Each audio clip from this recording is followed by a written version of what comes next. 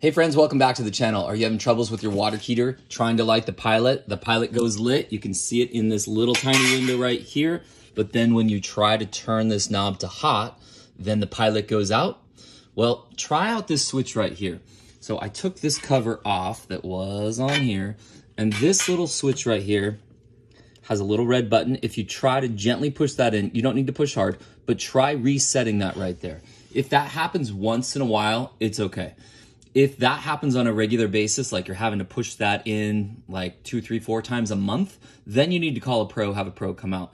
But if every once in a while this pops out and you have to pop it back in, that is a thermal switch that every once in a while that might happen. Go back to your safe lighting procedures. Make sure you follow all those instructions, or you can look at a link down in the description down below or at the end of this video, and I'll show you how to light your pilot.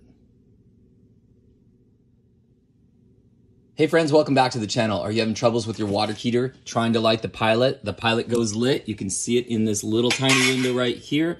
But then when you try to turn this knob to hot, then the pilot goes out.